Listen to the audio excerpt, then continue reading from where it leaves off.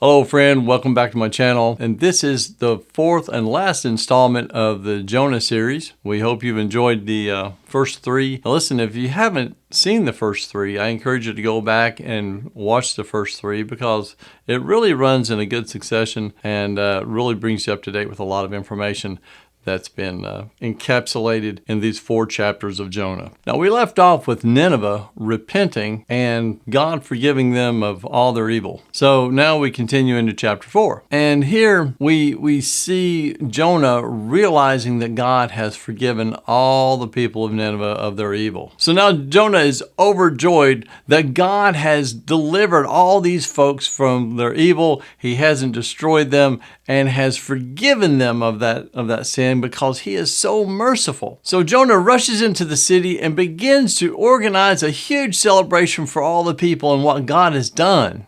Wrong.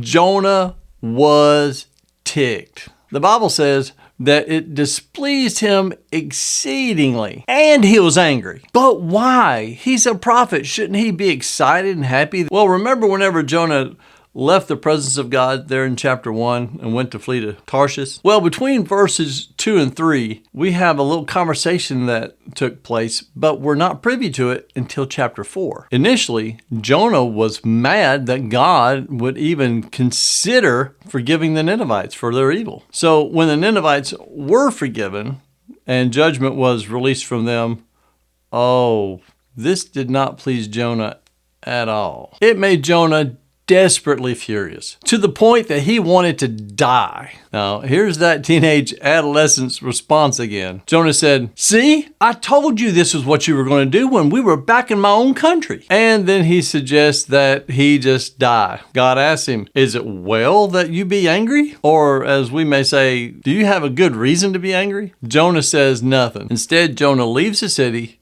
and he goes up on a bluff just outside the city where he can look over and see how everything's going to go. He builds a booth or somewhat of a lean-to kind of shade himself, keep him out of the sun, because apparently this was a hot, blustery time of year. And he sits and waits to see what's going to happen to the folks of the city.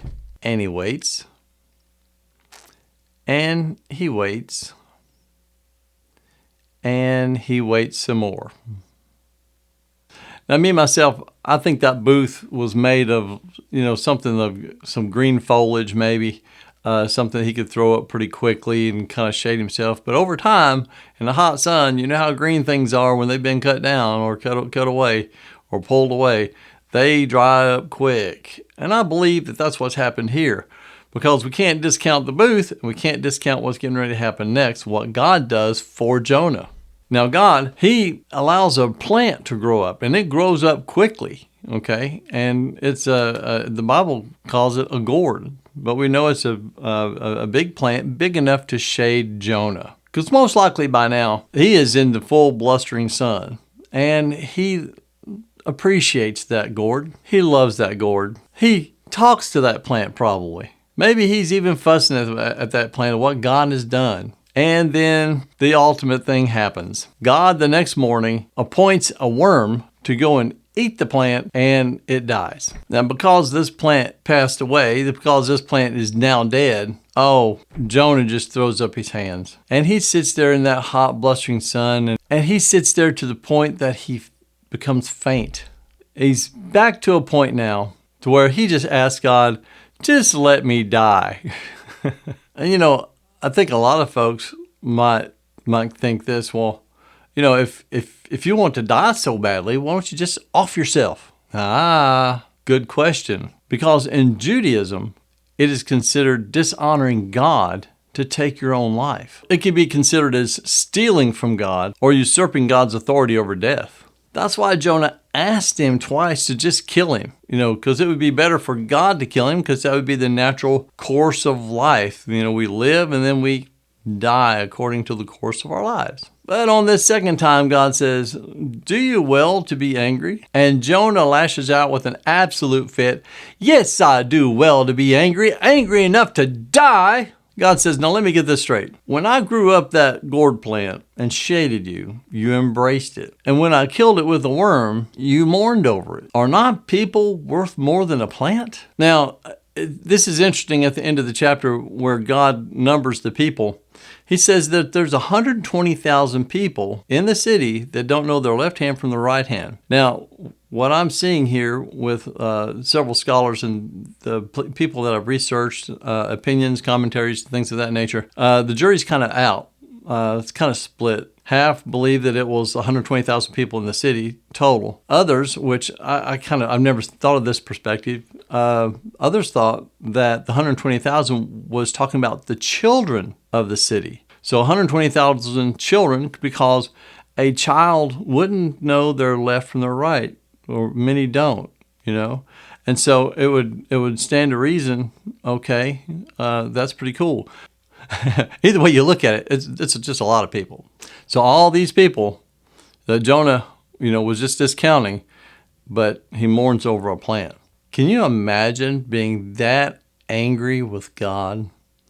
Now, I get it. There are people that get angry with God because they don't understand the situation that they're in, the process of things that they're in. And so it's easy for people to just take that pain, that hurt, that loss, and blame it on God, when actually it's probably displaced anger or displaced pain. I think we all get that. I think we all understand that. But at this point, God has the last word. If you've stayed this long and you've gotten value, this video has encouraged you in some way, shape, or form, or if you learned something, please like, subscribe, hit the notification bell, and you'll get notified of more videos that are coming out. But right at this point, this is not the end of the story. No, the story does not end here. What I want you to do right now, well, do it after the video, is Google Jonah's grave, or where is Jonah's grave? Jonah was buried in Nineveh. So that tells me that somewhere along the way, Jonah came around. So for me, my takeaway from the book of Jonah is that if God tells you to do something gracious for someone, something kind for someone, no matter what type of person that they are, and no matter what they've done, let's just obey God and watch what God does, and something gracious will come out of it. The outcome may just absolutely surprise you. God will be glorified, you will be obedient, and you're going to make the world just a better place. Even if it's one person, that one person may go on to really be a life changer in the lives of many others. Never discount the calling of God. Never, never, never. Hey, I'm glad you stayed this long. Please like, subscribe, hit the notification bell, as I said before. Come back and see us again in our next video. And somewhere down the future, we're going to have a summary of Jonah. I'm putting together a panel of people, and it's going to be really fun. But we're going to have a few videos between now and that summary. Come on back, be with us, and remember to keep looking up, keep your eyes on Him. God bless.